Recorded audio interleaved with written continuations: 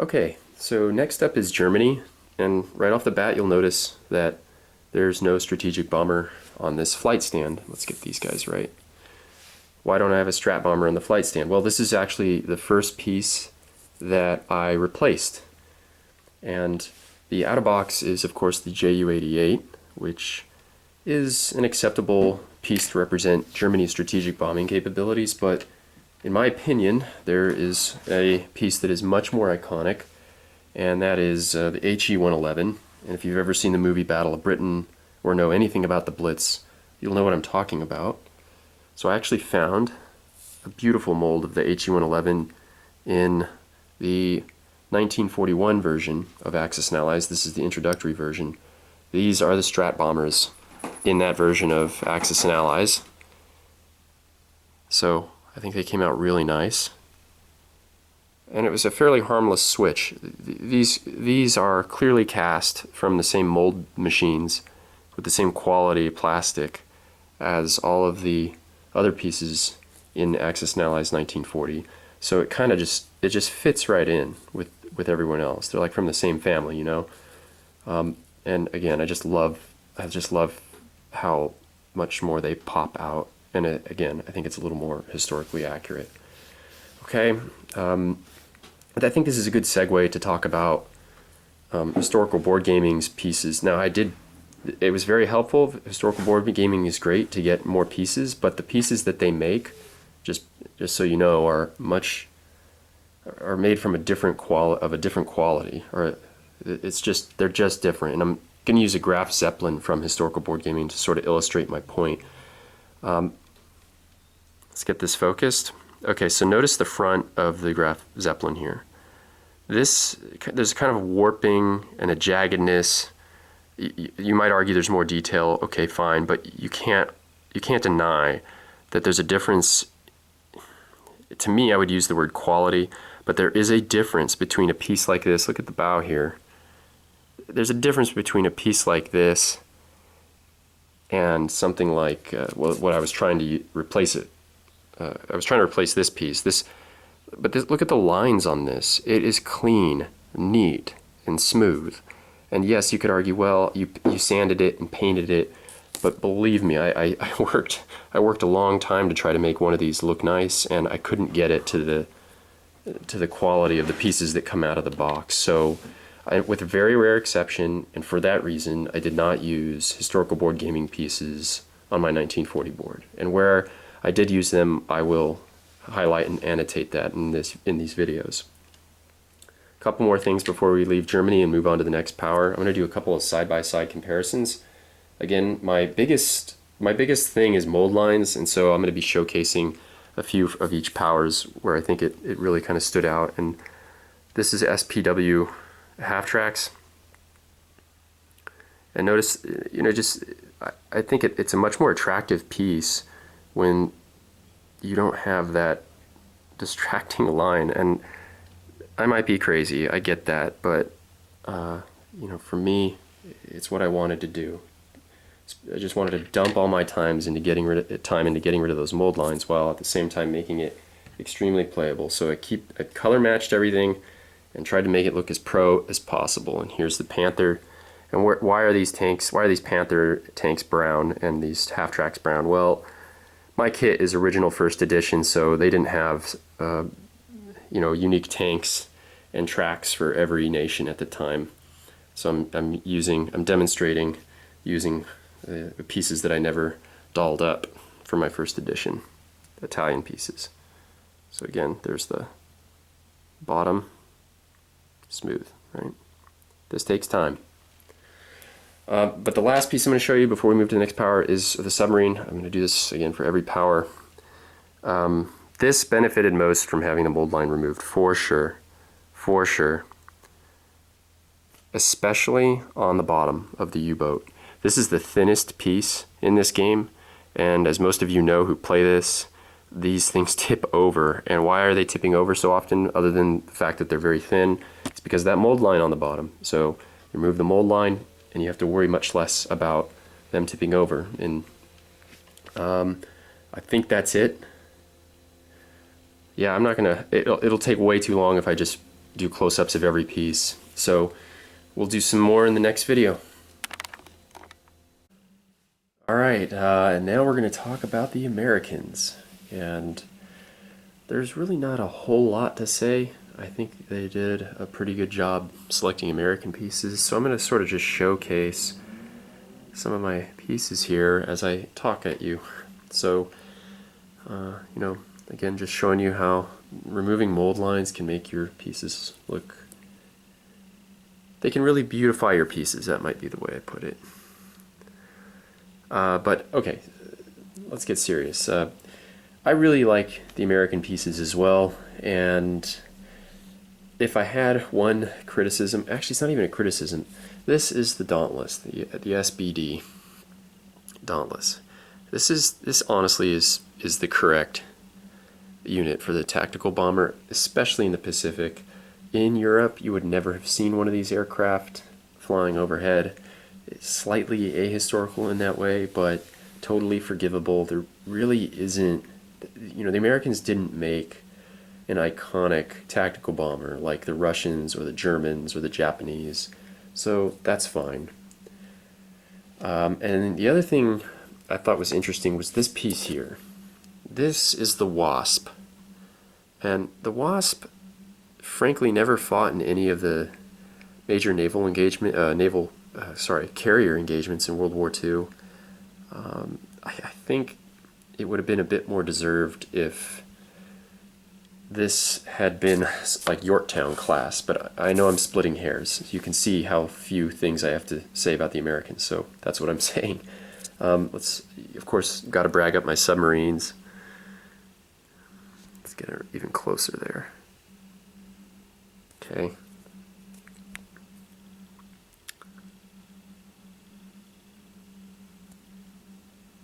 There we go. And the bottom, of course, smooth.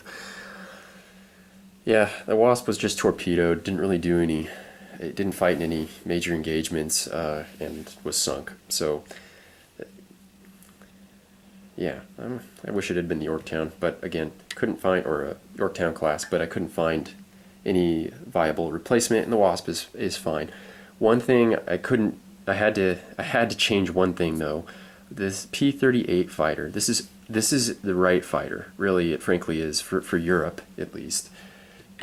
It's very iconic. It doesn't look like any other plane from any other power with its forked tail, but this is something you would have never seen. This is like a sin. A P-38 on a carrier? No, I couldn't do this. There had to be something to do, and for me at least there was. These are hard to come by, but this is a Hellcat from the old Pacific version. This is what came in the late 90s Pacific Axis and Allies. Okay, so you can see that I dolled these up. Again, they obviously were using the same mold machines and quality because it all fits so nicely together. It looks nice when it's paired with these other units. So for the Pacific side, whoops, are we backwards? Yeah, we're backwards.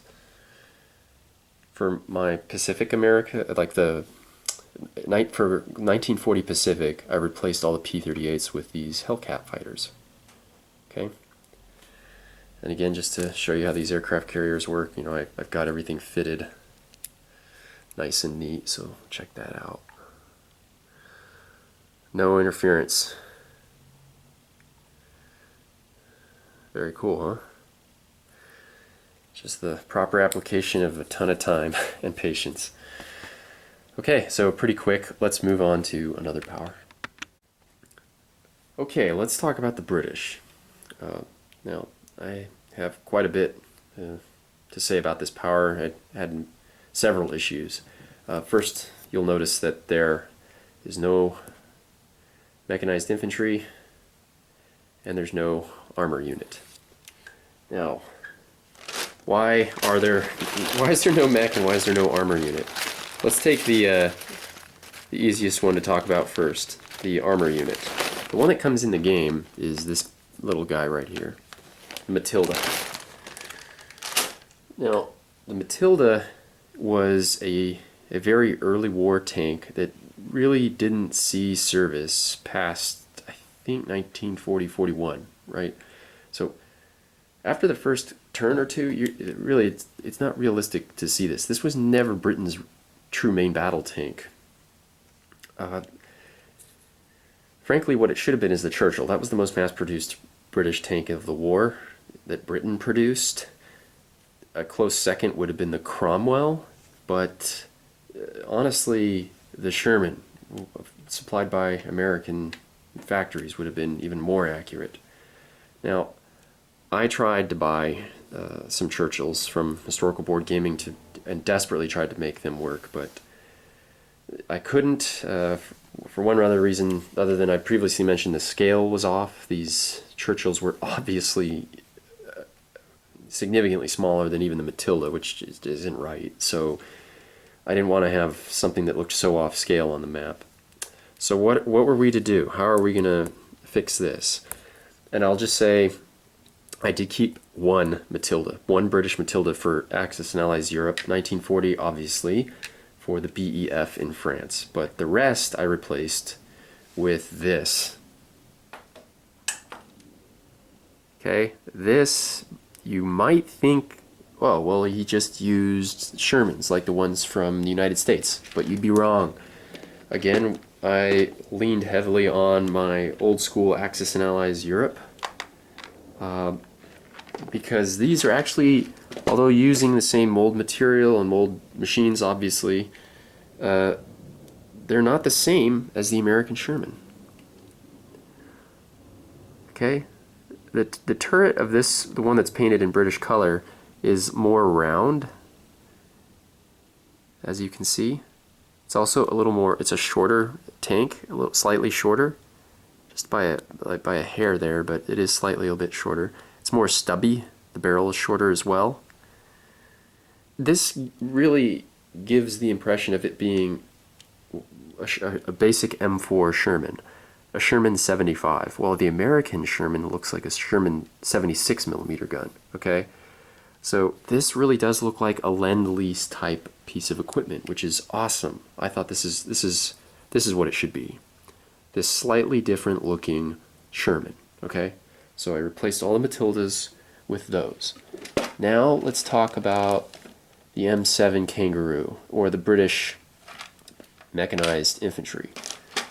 The M7 Kangaroo, or yeah, they call it the Priest. I'm looking at the manual here. I'll bring this up. I can't find my pieces, the original pieces anywhere, but I'll identify it here. This is the Priest. Okay, so this piece looks like this. Sorry, I don't have one to show you right now. I don't care to go digging around to try to find it. That is, I have a problem with this because, first off, it's not a Priest. The Priest is a self-propelled gun. That's more of an artillery than anything else, an American-made unit. But the piece itself is not a Priest. It's the chassis of the Priest, but without the gun.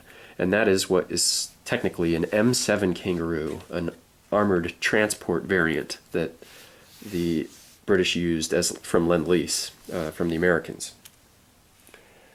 So the other problem I have with that is it's a late war unit. You wouldn't have seen that until about 1945, to be honest. So I couldn't stand for that, and so I just replaced it with the American half-track. So this is just your standard issue. This actually came from the first edition of Axis and Allies Europe 1940.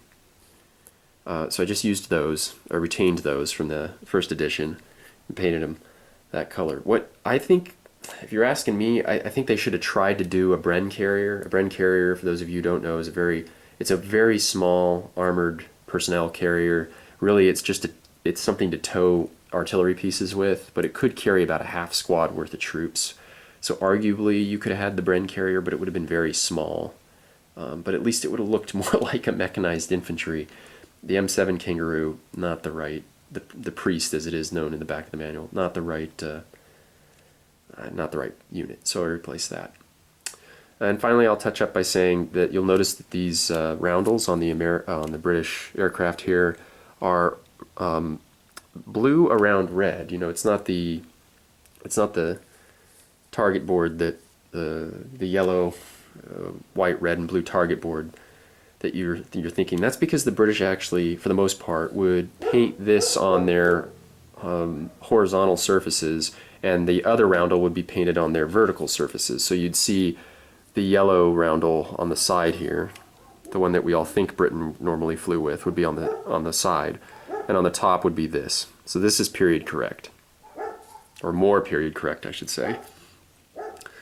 Okay, and finally, I'll of course showcase my submarine, and then we'll move on to another power. British, I would say, their subs benefited the second most after the Germans. Most British submarines have this, you know, the nose of their sub, just that mold line really took away from the beauty of the piece, but not so anymore. Okay, so again, 2 unit replacements with the British, the M4 Sherman and the half-track, and of course we reviewed the roundels on the British, why they look like that. Okay, we'll see you in the next segment. Okay, now we are going to talk about the French, and this power by far required the most overhaul. So if anyone's played even more than one game of, or even a game of Europe 1940, you'll know the Russians are basically populated, the French are populated by the Russian pieces. So this to me was just an assault on anything historical at all. And what are you to do? Well, again, HBG, Historical Board Gaming, did release a French set, but I never purchased it, but I saw some reviews, and I'm not going to put anything on my board that looks different than the other pieces. I want everything to look dress right dress, clean, neat, and as professional looking as possible. So I couldn't use those. I wasn't going to use those. So what was I going to do to try to stay as respectful to history as possible while still retaining that familiarity and functionality and relatability? Well, I thought long and hard about it, and this is what I come up with. After the first turn, after France has been knocked out, for the rest of the game, they're essentially operating as the quote-unquote free French, whatever's left, right? So the free French just used British and American equipment throughout the war. So they should use British and American equipment, because for most of this war, that's what they're using after the first round. So I love their infantry sculpt, I'll say that, but if it was a ground unit, it got American equipment, except for this tank. This is the British, well, it's the old school, that's Sherman 75 that I mentioned in the British video, or British segment. I just went with that here, just to make it look, you know, more Lend-Lease. But everything else is straight up American, okay? The boats and the aircraft, those weren't going to be American. Those needed to be British. And this is, again, for some familiarity, functionality, and historical. You know, you've got a fighter in Britain. You don't want a P-38 in Britain. In the Battle of Britain, it should just be Spitfire. So that was just going to be British, and then it just fell into place that the rest should be British. And same basically goes with the boats. The French naval units that are fighting in the first round, second round, however long they live, are better represented with British boats, since they'd be working in stride with the British the whole time. So that's why we just converted everything to British air and naval, and retained American units for ground. Especially if you recapture Paris and you get that, I think it's a 12 IPC boost for immediate deployment.